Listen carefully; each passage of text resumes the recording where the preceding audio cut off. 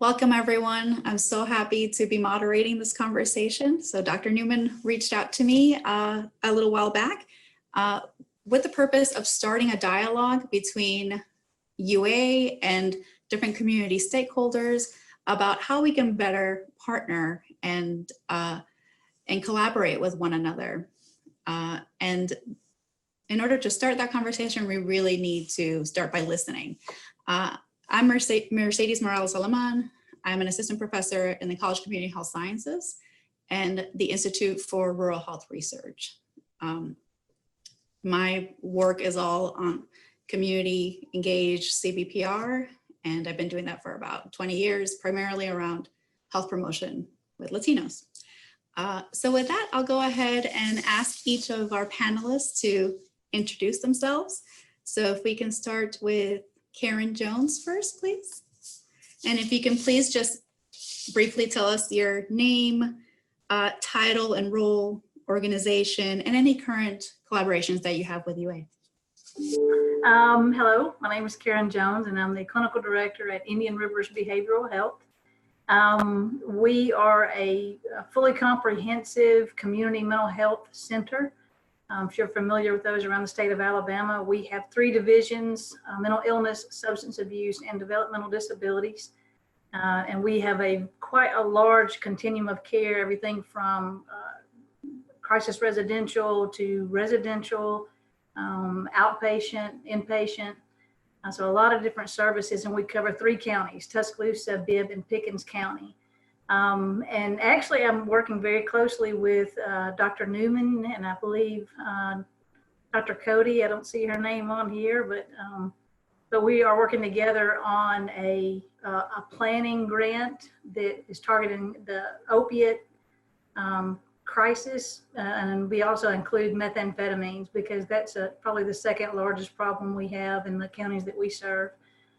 They're also working together with on a community collaborative committee that covers Tuscaloosa, that is part of the Stepping Up initiative that targets behavioral health, individuals with behavioral health diagnoses that end up in jail or the emergency rooms secondary to behavioral health issues, which also has a vision of developing a community crisis center in Tuscaloosa. And so we've been collaborating on a lot of the information about that. Thank you. All right. Rashida Workman. Good afternoon. I'm Rashida Workman. I think I'm here in a dual role. I serve as Vice President of Strategic Initiatives at Stillman College, and I'm also founder of a grassroots coalition called Black Belt Roots, which focuses its efforts on the 12 counties that are traditionally recognized as a part of Alabama's Black Belt. We accept members. Well, we accept organizations into Black Belt Roots, as well as individuals who are from the Black Belt, who have worked in the Black Belt, or who have some vested interest in seeing the region move forward.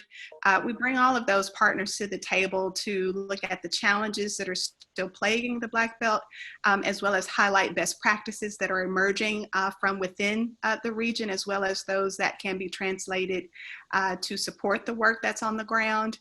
About 2 years ago, we instituted the first ever State of the Black Belt Summit, which is always held in Alabama's Black Belt, which brings together stakeholders from across the state, not just those from within those rural counties, but we bring together elected officials, business owners, grassroots organizations, clergy members, and then anyone else who wants to come to the table to do just that, look at those best practices, and then look at ways that we can leverage those resources by creating new partnerships. I think you also asked us to talk about current ways that we're partnering with the university. I've been partnering with the university probably 20 plus years on different projects.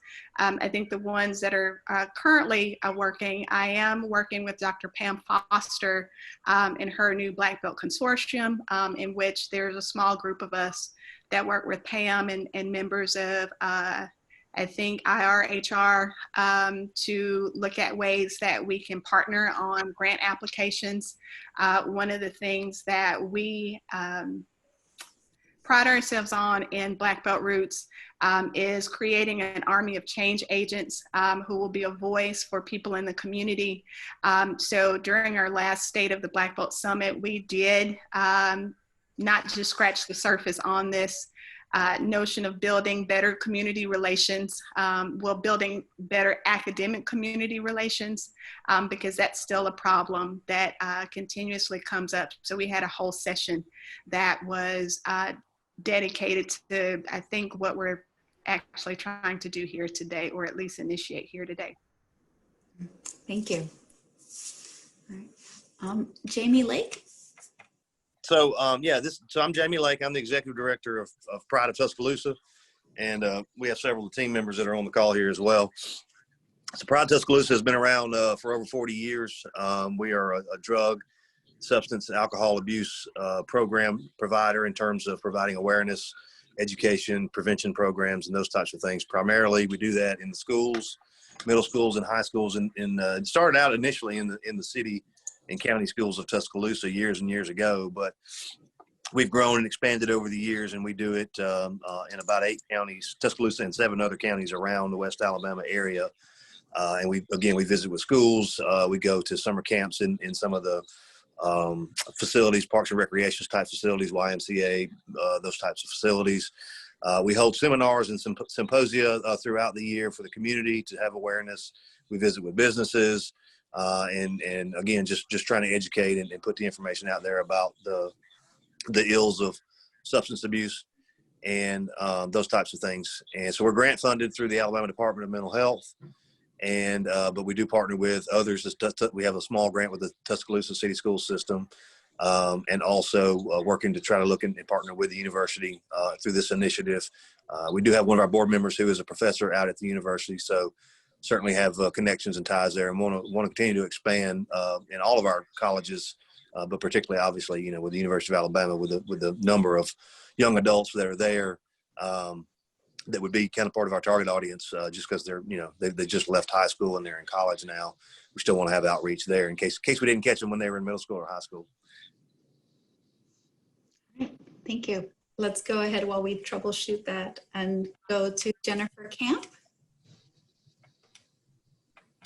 Good afternoon. Can everyone hear me? Yes. Yes, great. My name is Jennifer Camp. I'm the Assistant Vice President for Research at the University of Alabama. Our office is in the Central Administration Group, and so really we're here as a support mechanism for all of you in your existing and new collaborations. I oversee both the Office of Sponsored Programs and Contracts and Grants Accounting, and those groups are responsible for helping you with proposal submissions if you identify funding opportunities with the federal government, state agencies, industry partners. We can help assist with that and making sure that we're evaluating the rules of engagement and helping you in that process. And then once an award is made, the Contracts and Grants Accounting Group is responsible for the post-award accounting aspects and making sure, again, that we're complying with all of the rules required by the federal government, university policies and procedures, and then any sponsor requirements specific to the agencies that you might be working with. So as you move forward with collaborations, please let us know. We're here to support you and happy to answer any questions when the time comes. Thank you. All right. Lauren Wilson.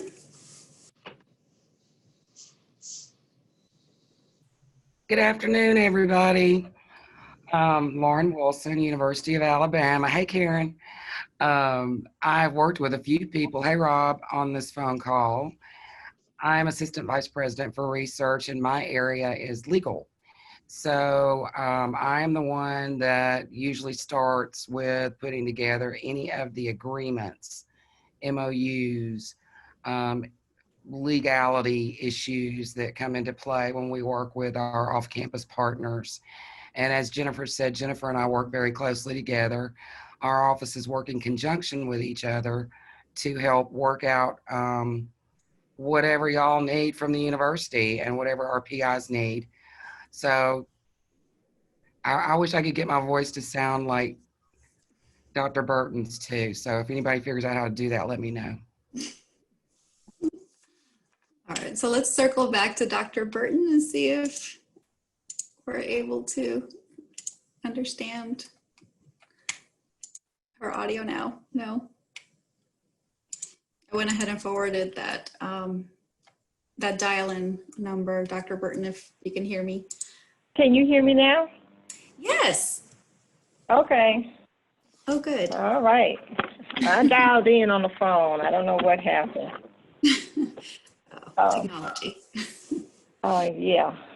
Good afternoon, everyone. I'm Dr. Toya Burton. I'm the Chief Operating Officer here at Watley Health Services and chiropractor on some days. Current projects with the university, we're doing a graduate psychology project with the university that's funded by HRSA with Dr. Rebecca Allen. I think this is it's been going on almost a year so far. We also have some residents here from the University of Alabama who help with our OBGYN program. And so they help deliver the women who don't have insurance to prenatal care and help deliver the babies once they reach 36 weeks. So that's been an ongoing project for a while. We also have an expert project that we have with the University of Alabama, and it will be ending at the end of this month, and that's also to help with substance abuse, using the expert model to help people with substance and tobacco abuse. So I think those are only 3 projects that we have going on at this point. All right, great. Well, thank you so much. Thank you, everyone, for being here. Let's go ahead and start just by briefly letting you know, like, sort of what the breakdown is. So I'll go ahead and ask some questions. If there are any questions from the audience, please feel free to put them in the chat, and I'll be keeping an eye out to make sure that I ask those. Other than that, we'll go ahead and get started. So really what this entire dialogue is about is trying to figure out how can we at the University of Alabama make sure that we're doing all the right things to set the groundwork for strong collaborations that are value added to our community partners. You know, as a community psychologist, we sort of always come at these conversations with the lens that community members and community leaders are the experts, of course, in their own communities, and we should always be listening for what they want instead of coming to folks with what we want. Sort of that is setting the conversation. Let's go ahead and stay with Dr. Burton for now, and let's start with, what do you think are some of the things that UA researchers can do to be good partners to your organization? So let me start off by saying we appreciate the university thinking about us as they do community partnerships and also community engagement. We think that having the university here and Stillman College, Tuscaloosa has a lot of fertile ground to do some good work within the community. And I think we have a very good opportunity with this forum today to try to enrich that partnerships that we have throughout the community. One thing that we've seen as we've done partnerships with the university over the years is that when a professor comes to us to ask about doing community engagement or a partnership with a grant that they're working on, I think it really is beneficial if the professor asks us, how does their proposed project tie into what our mission and our goal is as an organization? I think when we tie those two things in, it becomes a win-win, not only for Watley and our patients, but also for the university. And then also, if the use of flyers is helpful, But to have somebody here on staff that has a total buy-in to your project to help facilitate your project is really helpful too. So either they help to fund someone's salary or hourly rate wage towards their project, so that person becomes a champion of some sort in making sure that their project has the full attention that it needs. Otherwise, a lot of times people don't really read the flyers you put out. I know patients don't really read them. You have to kind of really steer the patient towards the project in order for them to, really take attention to it. So I think that first off, looking at what our mission is and trying to tie our mission into what the professor's project is very helpful. Thank you. Karen Jones, same question. How can UA be good partners to your organization? I think the experiences that we've had in the past, I've been with Indian Rivers a little over 20 years now, and the university obviously is a great resource. I think what we've experienced is that we haven't been connected. There is such a wealth of information and opportunity with the university, but on the provider side of it, and I'm not speaking for everyone, but I bet most would agree that on the provider side of things, we all are used to wearing a lot of different hats. And to second what Dr. Burton said, because we are so busy and we all wear so many hats, it is difficult sometimes to carve out additional time for a project that, we have to justify every moment of our day. Is it going towards the greater mission of the agency and the greater mission and vision and the goals like Dr. Burton was saying? So I think the connect would be that understanding how not only can we partner, but how can we make it so that it really justifies the energies and the times that our staff puts into it. It has to be something that contributes to the overall goal. Many of our agencies have, we have to account for every dollar that's spent, and that includes staff time. So if we're dedicating staff time to something, it has to kind of roll into our mission and values and goals for our companies. The other thing that has been the most disheartening over the, past couple of decades is that as a provider, we usually get in either not at all or on the tail end of opportunities that are in our wheelhouse. If it's like for Indian Rivers, for example, and for many of these here, if it has a behavioral health, the mental health, the substance abuse focus, well, that's all right in our wheelhouse. And we're all about trying to streamline and strengthen, our services to the community and the value. So to get in on the front end of that would be wonderful if we could collaborate as soon as the idea is sparked with the researchers, or they see a grant opportunity that they're like, hey, that's something I'm very interested in. If it is in the wheelhouse or the expertise of one of our community partners and community providers, go ahead and make that phone call or send that email, have those contacts with us, because, a lot of times we have been scrambling at the last minute to jump in and try to be a part of it to benefit the community, or it's something that happens and we have no involvement in it. And then we don't get to see the process. And we also, in most situations, don't get to see the benefit. We don't get to see the long-term effects that it has on the community to make things better. And I know that's been the purpose of all the projects that have been kind of in our area of expertise. So I think getting in on the front end, establishing those community partner contacts, and every time an opportunity comes up, just, go ahead and let us know. And it's all the greater mission. So all of us want to jump in to make things better, and we'll do everything we can. Mm-hmm.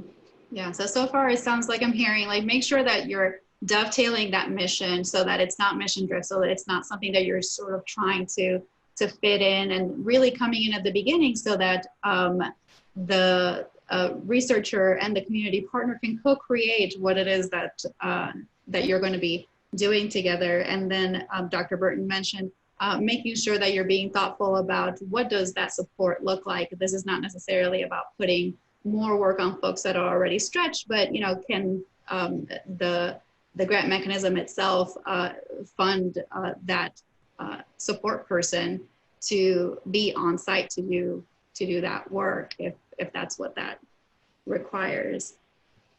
So Ladies, can I jump in and say something? yes, go ahead. Talking about when our professors approach you and talking about what resources are we bringing to you. That is something that we can help start in our offices, Jennifer and I. When a university professor has a project and they want to work with an outside entity, they need to come and talk to us about budgets, money, how is it going to be spent, what is the statement of work going to be. That is something that you do work with the community partner on. But what I've seen over the 15 years that I've been doing this is sometimes the professors, because they're excited about the projects, will sometimes overpromise to the community partners. I don't know if any of y'all have ever experienced that or not, but where the problems that I see that come in on my side is that the budgets haven't been worked out appropriately and the community partner's not pleased with the amount that they're either getting or whatever resources that we're providing. And that's something that needs to be really clear from the get-go for both sides. And that is something that administratively my office and Jennifer Camp's office helps our UA faculty with. Thank you. And that's really great to know because it's something that a lot of researchers are not experts in, and that we need that kind of support to really go in on the ground level, understanding what all the parameters are and being really transparent with our community partners about what that means. So you've kind of hinted at the piece that I had coming up next, which is challenges. So like, for instance, not being aware of all the different parameters that go with having a contract with a community entity. So let's go ahead and talk a little bit about that. Jamie, can you tell us a little bit about any challenges that you've faced with UA community collaborations? No, not particularly. I'm relatively new. I just took over as executive director about 3 months ago. And so, none really. We just, as I mentioned, we're just trying to reach out and partner as much as we can. COVID, of course, is a big impact for us because of the face-to-face contact that's required, in our line of work. And that I'm sure would be the same, out at the university if we had, events out there, just like it is in the schools. We've had to, of course, during the height of coronavirus, from March forward, when the students were sent home after spring break, or didn't go back to school after spring break, we did a lot of online outreach, video, social media, those types of things. So we definitely want to, and that's worked well for us, and we've continued that on, even though we've gotten back into the schools on a limited basis, since school started last month. We've continued to sustain that higher social media kind of presence and outreach, because that's where kids are. And if you want to reach them and really reach them where they are. Sometimes they're not always in school, even though they're physically there. Mentally, sometimes at school they're not really paying attention and listening as much. But if you can reach them on social media through a different way and kind of hook them, it's probably a little more likely that you have some success there. So none of that's really necessarily directly related to your question about the UA, but it's indirectly related in that we could partner with others who have best practices or kind of have already done a lot of that, and maybe can help us or help us, broaden our network that way. Mm-hmm. Right, absolutely. So looking to best practices for partnerships. How about others? I'll go ahead and open it to the panelists. What are some challenges that you've faced in either from UA side or from community partner sides in partnering for these community engaged projects? I think I could, I want to underscore again some of the points that Toya and you disappeared, Karen, I think, underscored that I think I've found to also be challenges. Another thing I want to highlight is we sometimes in communities get two types of researchers. We get the ones that are dedicated to sort of the more scientifically based bench research.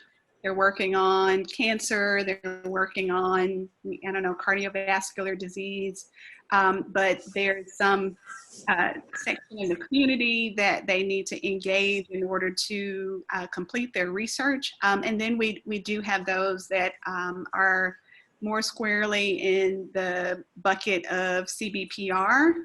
And, you know, we already know the difference. You normally get a better outcome from the CBPR end, but even to that respect, there have been some places that need to be noted where I think we as members of the grassroots community, if I can put that hat on outside of the other hats, there's a gap in terms of communication outside of the points that Toya and Karen mentioned.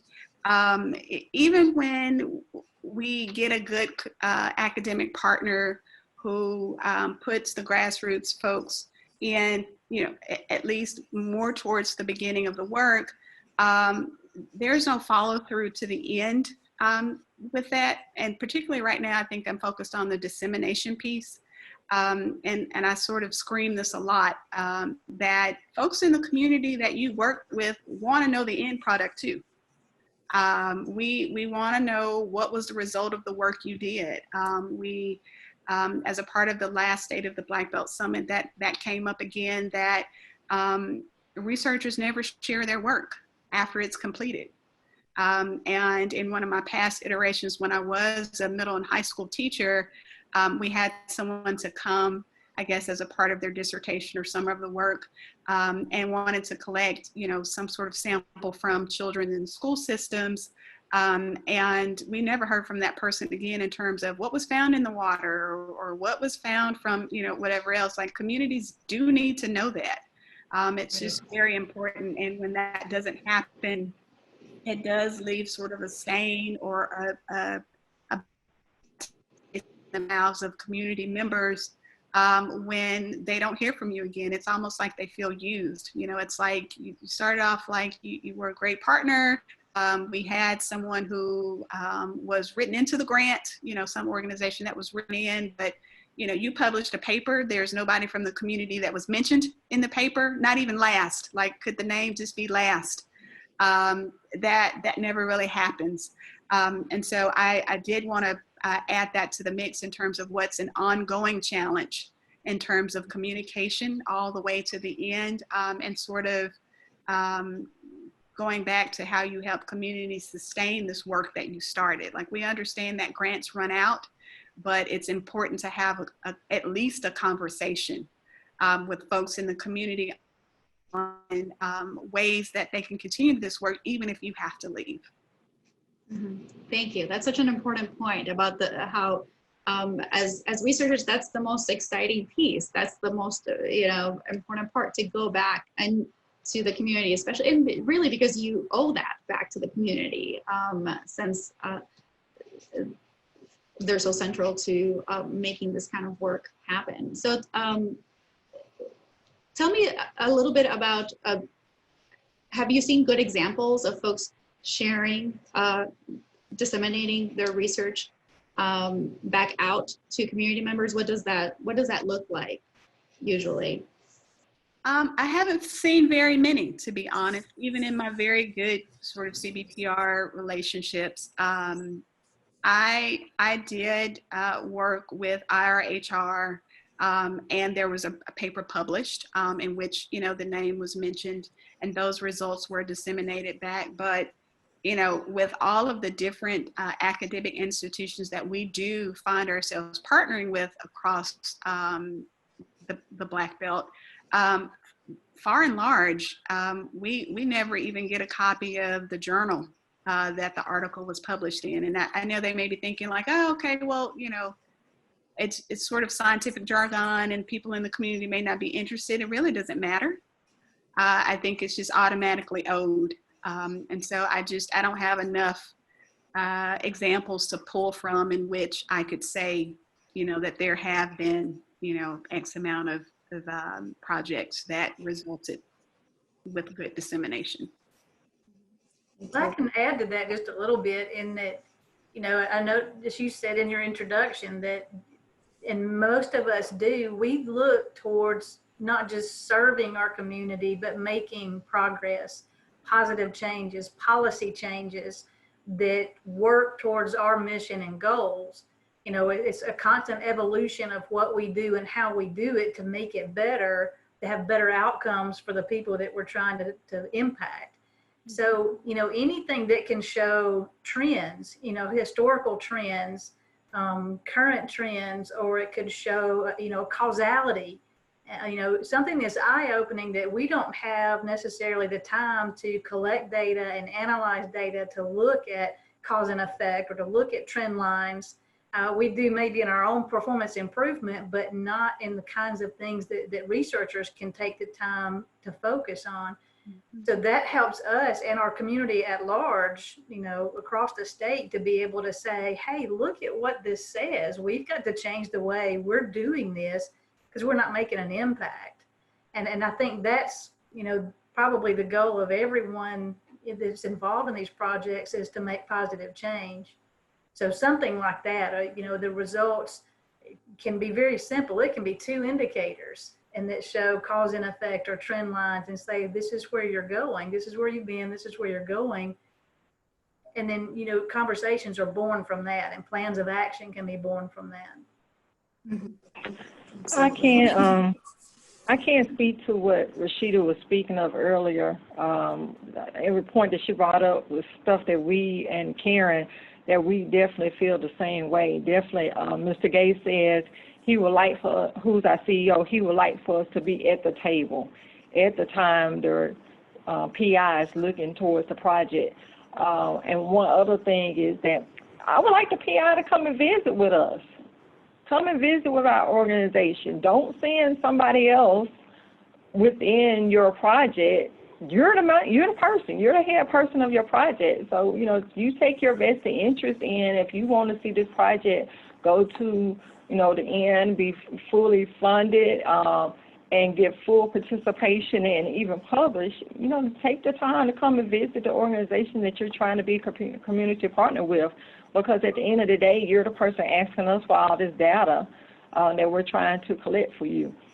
I can speak of one project, and this is probably the biggest project that we have done with the University of Alabama, and that was with Dr. Thorne back in 2016, with her first PCORI project that she received. And that was probably our most successful project from the beginning to the end. She met with us. We were at the table with her on that project. She asked our CEO at the time, Ms. Tucker, what she needed, how she can see having someone in-house. Actually, we had 3 people in-house who were advocates for her project. We had ongoing meetings once a week. We came there, they came here. We looked at what were the pros and the cons of the project as it was going on, looked at milestones. She celebrated the milestones of the project. We had little parties at the end of the project. It got a lot of national attention. I think it ended up being on NPR, MSN came and interviewed. She wanted patients involved, and so we had patients involved. Patients were on the advisory panel, advisory board. Providers who were involved with the project, they were on the advisory board. We celebrated the end of the project as well with the patients. We had a little party at the end with the patients, brought in the advisory board panel, brought in the people that were really instrumental in the project being successful, and that was the patients. The patients got little certificates of appreciation, and then it was published at the end, and the people, the community partners, including myself and the other ladies who worked on the project, our names were in the publication.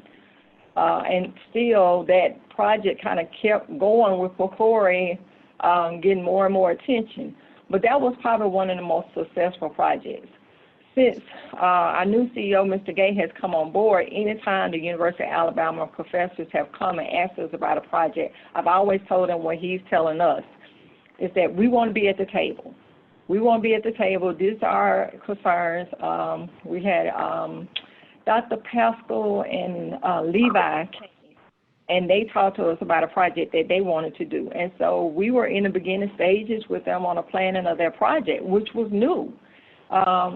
A new venture for us, let me say that much. And so that was very, very helpful, and turn a good turn towards what we're trying to do. Be at the table, say what our needs are, look at all aspects of the project, look at all aspects of the project and which different people within our organization and on the UA side need to be involved, even down to the transportation, in order to make this project viable and beneficial to the patients as well as to the PI. So that was very, very good planning on their part.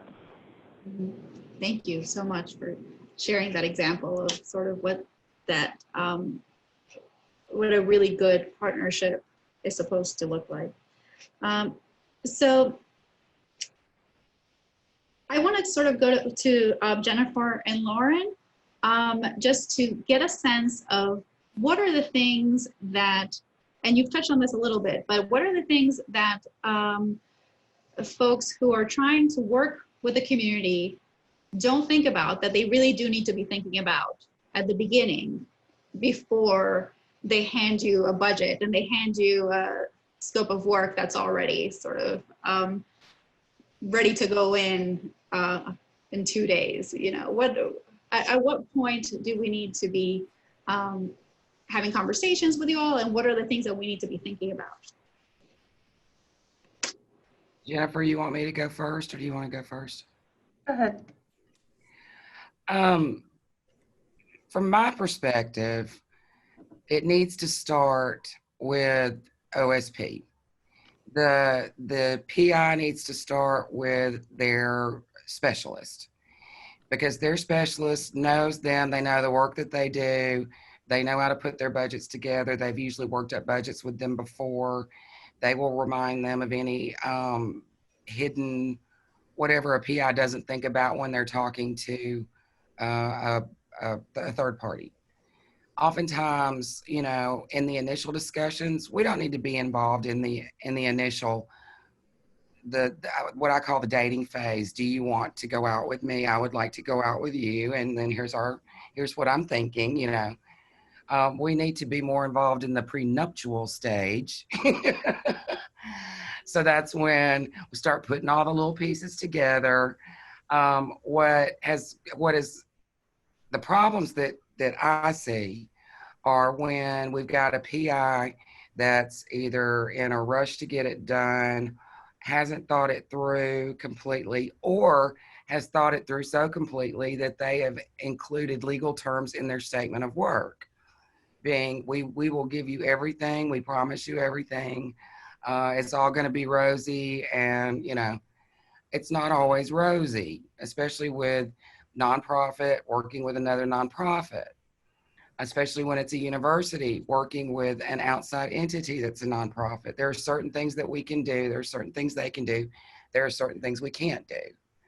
And so oftentimes, if our faculty members aren't used to working with an outside entity, there is an education curve that we have to get them over. So, you know, I would like to be involved as soon as they start getting the ideas meshed together of, okay, here's our working plan. Mm-hmm. And then I would like to get involved to say, okay, that's great. How are we going to communicate it? How are we going to, basically, you know, we don't want to overstate what we're going to do. How do we keep everybody's expectations a reality? Those kind of things. That's the kind of thing I look at. And I also look at, I don't want either side to get hurt in any kind of legal way. So oftentimes, if it has human subjects involved, I'll work very closely with the Office for Research Compliance, and making sure that all the IRB, the consents, everything is where it needs to be. Data, You know, if we are just requesting data, then I want to know from the get-go, who are we going to share that data with? Where's the data going? How's the data being stored? What kind of data are we getting? Does it fall under HIPAA? You know, because then we've got to put all kinds of protections in place too. And it's not that we can just snap our fingers and say, we want to get your data tomorrow. We can't do that. There's a lot of hoops that we have to jump through. Thank you. Just to add to what Lauren said, using her analogy, when you're in that dating stage, there may be some conversations that take place, promises that may be made between those collaborating with each other. And when OSP gets involved, I think just have an awareness that sometimes we have to scale back some of what may have been discussed. And that's because once we get involved and we're reading the regulations and we're discussing with you what the relationship is, there may have to be some changes to certain things that have already been discussed, because we want to make sure that we remain compliant, and that's for everybody's best interest. So just, I think, be flexible that once we get involved, we may need to have some additional conversations, and some things may change from what you had discussed before we were engaged. The other thing I would add is, if this is a first-time collaboration, I would involve us sooner rather than later in the process. There are sometimes some additional hoops that we have to jump through. It happened recently on a grant proposal. We were working with an external collaborator that we had not worked with before. And it really, there was a lot of information that we needed to find out and things that we needed to do administratively to make sure that we could engage with each other in the right way. And when you're up against that deadline, you know, there was a lot of angst on the part of those that were collaborating and involved in the project because of how close we were pushing it to the deadline. But really and truly, it was to make sure that we had all of that information that we needed to make sure it was very clear what those relationships were in the proposal, because ultimately, if it's clear, that will help the review of the proposal go better. So I think having awareness of that as well. And as Lauren mentioned, you know, sometimes when there's human subjects involved and other things, just bear with us on the timing. It is not because we're over here dragging our feet. We really are, you know, just making sure that we're crossing our T's, dotting our I's, and getting everything the way that it needs to be so that everyone is covered from whatever perspective you're working from. Thank you. All right, so before we go ahead and open the floor so that folks can put in their questions, I want to make sure that we don't have any additional comments from any of the panelists. We've talked briefly about some of the traits of a good partnership, about some of the challenges that all of you have encountered, and sort of examples of what good partnerships look like, as well as this theme of making sure that you're partnering throughout the entire spectrum of that collaboration, and thinking about it from those key stakeholders. So the community partner, the researchers, and then the other infrastructure folks at the university, like the folks that help you with your budgets and your contracts, to make sure everyone's on the same page, and you're not accidentally having different expectations. So that's sort of what I heard. Any other comments from folks before we open for questions from the audience? And I actually have one more quick question while I wait for folks to write anything in the chat. So if you have a question, please write it in the chat and I will go ahead and read it out. Let's go to Jamie on this one. What are tools or resources that could help facilitate UA community collaborations, do you think? Probably this is one, you know, having these types of conferences and calls and you know, meeting and talking and sharing ideas, maybe some type of a group, I don't know, either a group email or a group app type place or somewhere where we can all, as we go along, you know, not in an organized structured meeting like this, but just some type of format or vehicle to continue to share information in some way on a portal or, you know, I'll leave it up to more sophisticated people than me to figure that one out. Having media, when COVID, calms down a little bit, having actual face-to-face meetings, which always helps more than this is good. And, it's how we operate right now, but certainly nothing replaces the face-to-face and relationship building and having meetings and those types of things. And then sharing our events that we have and inviting you all to it and vice versa, I think are some good ideas. Thank you. Thank you. Rashida?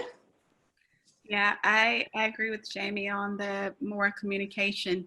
I do want to offer to the group that Black Belt Roots does have a group on Facebook. It's called Black Belt Roots, and we do encourage anyone, again, in one of those categories, you're from the Black Belt, you've worked in the Black Belt, or you have a vested interest in seeing that part of the state move forward, to submit your name to that group to be considered for joining. I'm the only moderator or admin for that group. The group and Black Belt Roots is strictly nonpartisan. Partisan politics is not allowed because poverty does not follow political parties and doesn't care about your socioeconomic status. And so I will kick anybody out who crosses those lines because we need everybody at the table. But within that group, we share lots of information. We serve as a sounding board for folks in academia who have these thoughts and ideas and they want to get feedback from different organizations within the community.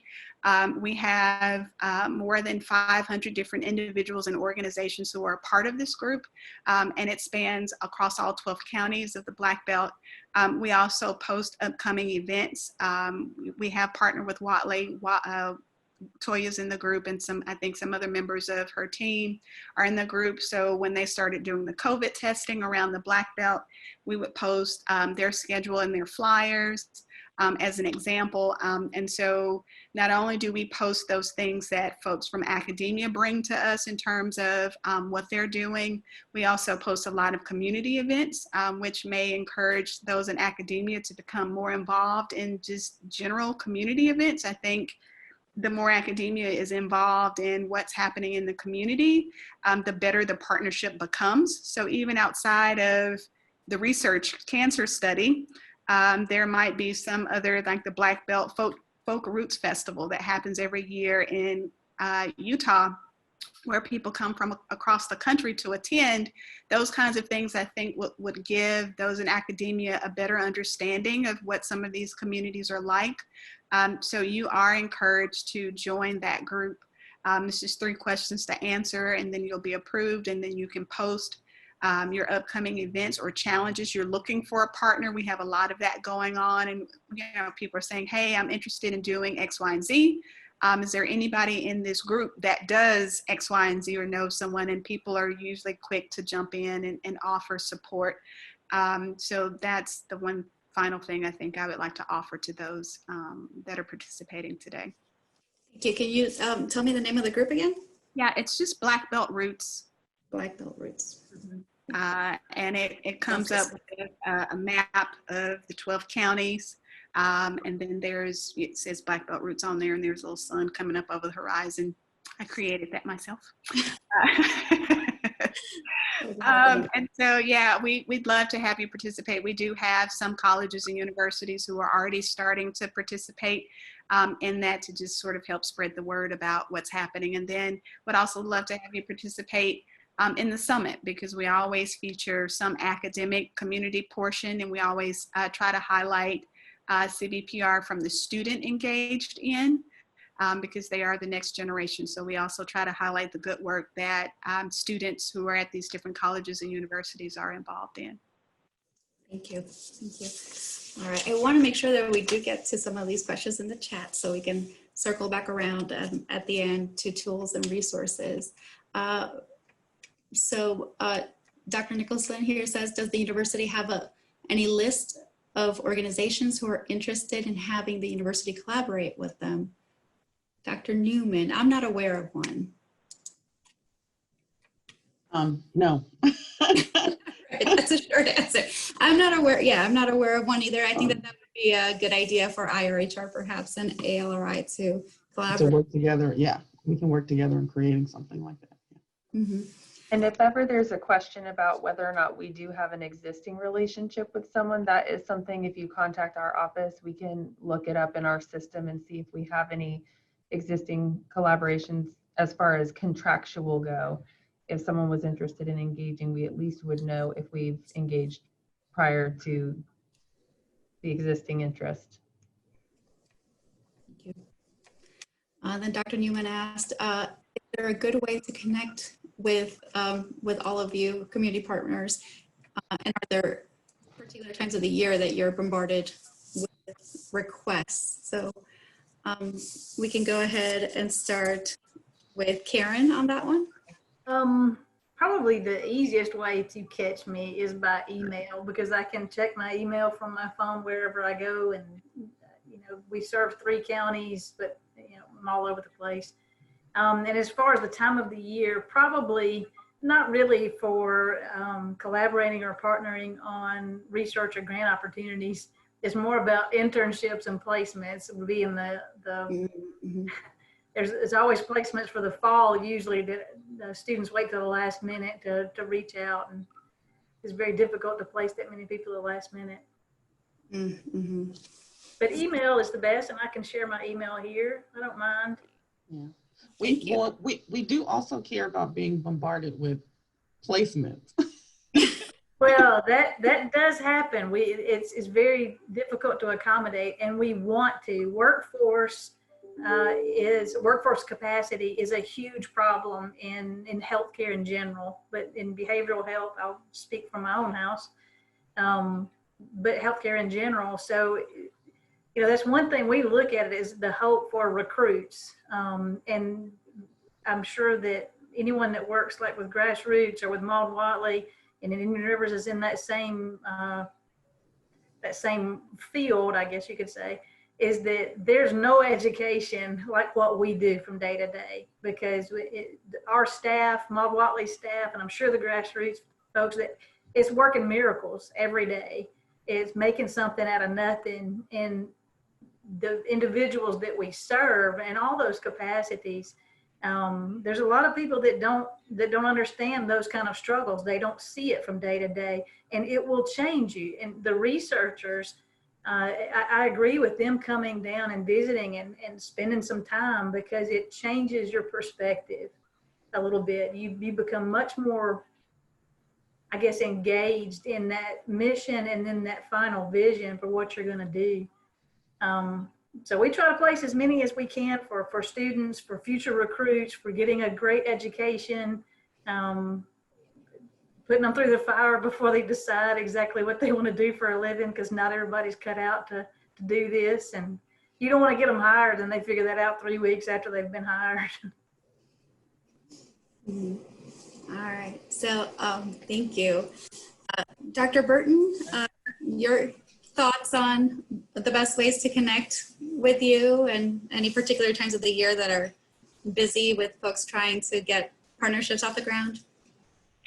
I don't think there's a particular time of the year that we're bombarded with more than others. I never thought about it like that. I guess whenever grant opportunities are released by the different funding agencies, but I've never thought it was a certain time of the year. I definitely can be reached by email. I'll put it on the chat, but it's easy. tburton@watleyhealth.org is my email. Usually I'm the person who kind of filters the grants through for Watley before they get to our CEO for his approval for us to partner with the grant or not, or even just to sit down and have a conversation, or these days a Zoom meeting with the PI who's interested in doing the project. So I totally agree with Karen. We do some awesome work for the community. I often think so many times it's tough. It's not easy. It's not easy by any means, stretch of the imagination. I always tell providers who come here, I've been here 15 years now, and I always tell people, if you can make it here, you can make it anywhere. And I see Karen shaking her head. You It's got the that truth. right. Amen. If you can make it in community health, private practice, if you go into private practice, is a cinch, because you're trying to pull a rabbit out of a hat. You're trying to make very sweet lemonade with some sour lemons sometimes. All your lemons are not going to be all very pretty and nice and round and ready to pluck when you try to make that lemonade. So sometimes people have all different types of obstacles that we take for granted. And so when we do have some placements here, I think we have a couple of social work students here right now.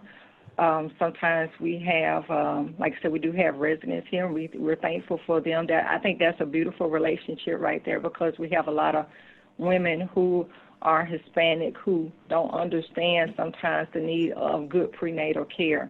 So I think that's a wonderful relationship. Even our project officer, she loves that relationship with the university that we have. And she was like, I just want y'all to grow that relationship, and that's what we really want to do.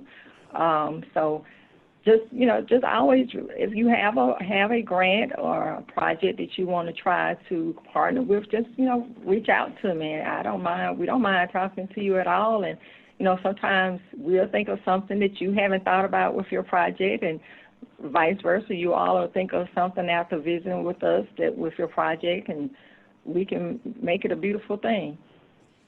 Thank you, Dr. Burke. I completely hear you. My dad was a community doc for 30 years, and my husband runs a nonprofit here in Birmingham, the Hispanic Interest Coalition of Alabama. So I definitely hear you and so respect this work. It's really tremendously challenging, and we are so grateful for all of your service. So thank you to everyone for participating. Thank you so much for all of your great perspectives and insights. I really learned a lot, and I'm sure that others did as well.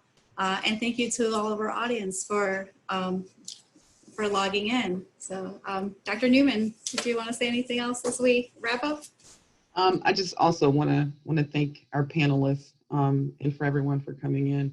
I think one of the things that we will want to do is within ALRI is maybe create a work group or a panel or some sort of committee to think about these issues that were brought up and how we can make the University of Alabama just a better partner.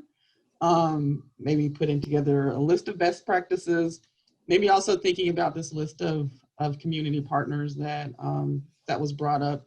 And I think it's important for us to not just have this panel and just sort of disappear, but to use this panel as a jumping off point for making us better and better partners for our community, and thinking about some of the things that our partners are dealing with. And so I'll probably ping some of you on the call to maybe be on such a committee, and potentially a partner or two who can make sure that we don't become too sort of focused on what we want, but keep their needs in mind as we create a list of best practices. So again, I don't want this to be the last thing. We'll keep moving with this to make sure that we're better. And thanks. Good afternoon, everyone. Okay, bye. Bye, guys. Bye. Bye.